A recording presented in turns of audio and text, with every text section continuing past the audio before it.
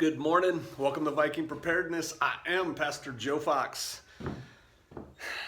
Yesterday, I think, my friend TJ at Bear Independent did a video on the top 10 rules for prepper groups during SHTF. And right before he got started listing his rules, I hit pause and I came up with 10. So this is kind of a video response to Bear. I'll put the link to his video down below.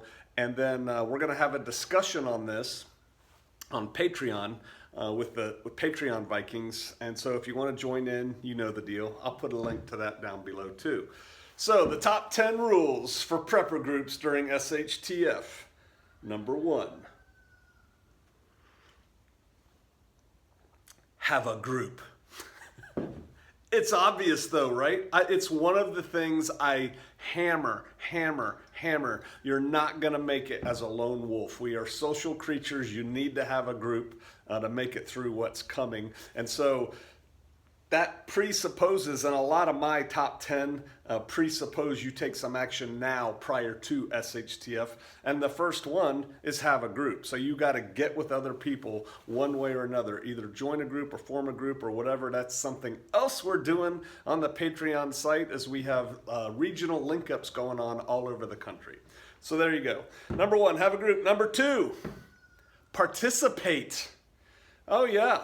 It's not just enough to say, I'm a part of a prepper group, I'm a part of a mag or a team or whatever. You have to make time to go be and do things with that group frequently. I think weekly is not too much. 1 day a week. Boy Scouts do it. Girl Scouts do it. Heck, football players do what? 5 or 6 things a week. How good do you want to be? Participate in your group. Number 3, your group during SHTF has to form up. They have to come together in one place where they plan on making it through. See, again, it doesn't do any good to have a group that gets together and drinks coffee and talks about how Trump's ruining the country or Pelosi's ruining the country or, whatever. And you don't ever do anything. Even those groups who get together and actually practice skills aren't going to be very useful to each other in SHTF unless they come together. Somebody has to be awake while you're sleeping. Somebody has to pull security. Somebody has to help move the 400 pounds of potatoes from here to there, whatever. You're going to have to form up in one place. And then that presupposes a lot of other things that you can just follow under that. You're going to need lodging. You're going to need bathrooms. John Mosby just did a piece on his Mountain Gorilla blog, which I haven't even read yet. I just saw it, but it had to do with cholera and I think waste management. And, I know the things he knows. I know it'll be a good article when I go read it. But yeah, you got to think about that. Your group has to come together in one place. That's number 3. Number 4, you have to be trained. The group has to be trained.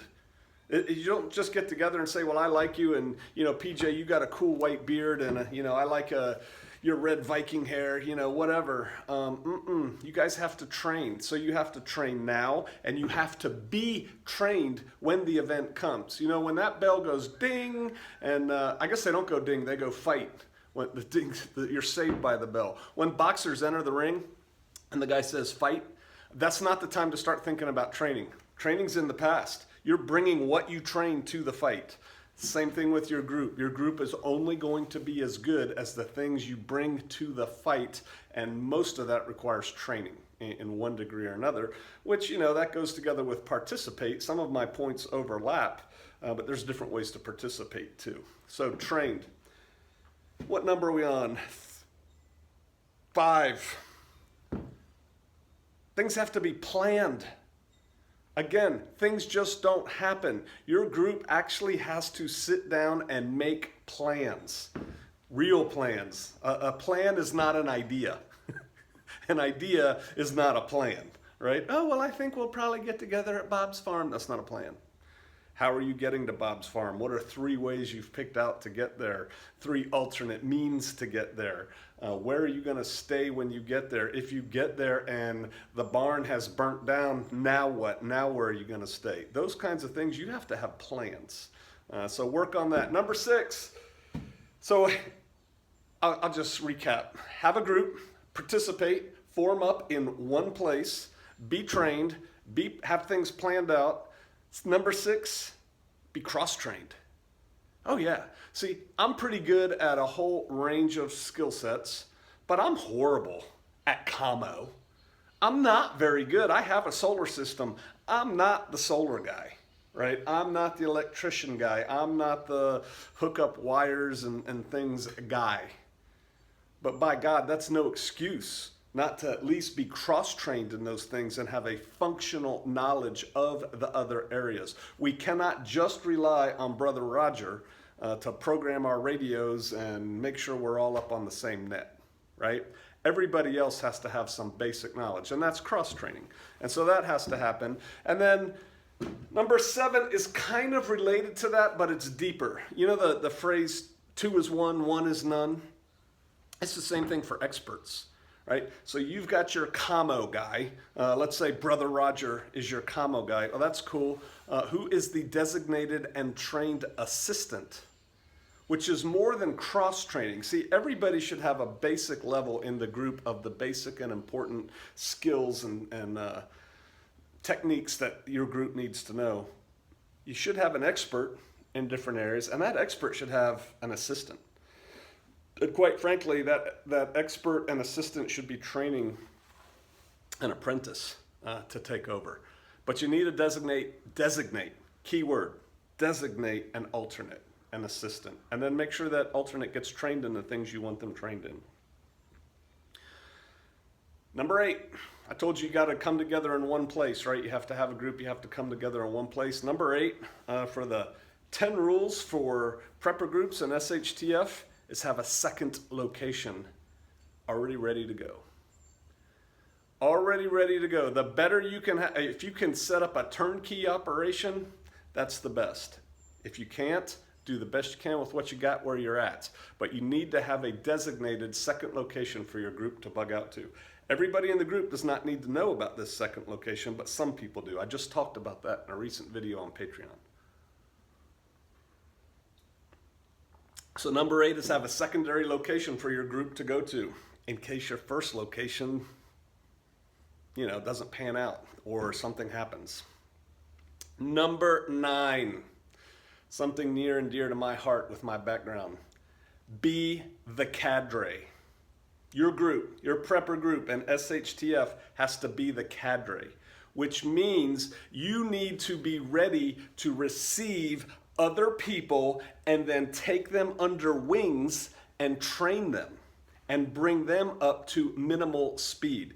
Yeah, I know your commo guy isn't your tactical guy, but your commo guy's been cross-trained, right? And your commo guy has done training with the group, and he knows basic tactics, and he knows the rules for pulling security, and he knows the do's and the don'ts at this bug out location. And so when you get 20 new people, he gets 3 of them.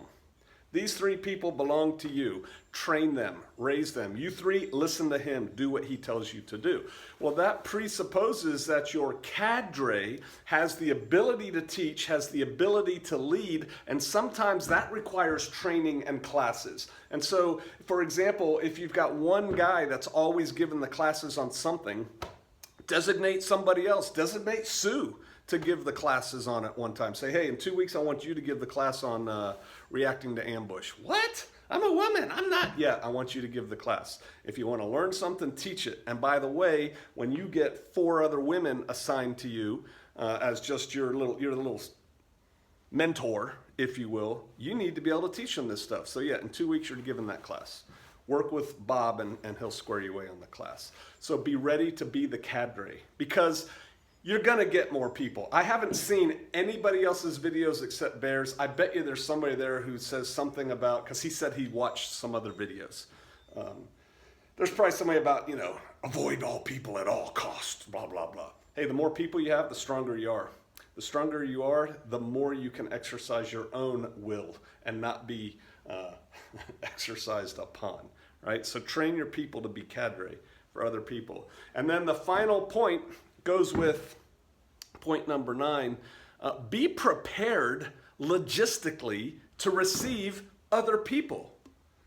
See, your forward progress never ends. You're thinking, wow, I'm doing good just to get a group. No, now you need to get an area for the group to meet up in. Now you need to develop that area for you to live in. And then you get going and dun, dun, dun, dun, dun. It's like, well, now you need to be ready to receive more people. What are they going to eat? Where are they going to live? Where are they going to do work? Work on that, your logistics for receiving other people, because again, growth will help you. Up to about 150, but I don't think anybody's worried about getting to that number too fast. So those are my top 10 rules for prepper groups and SHTF. I'll review them quickly one more time. Have a group. Participate.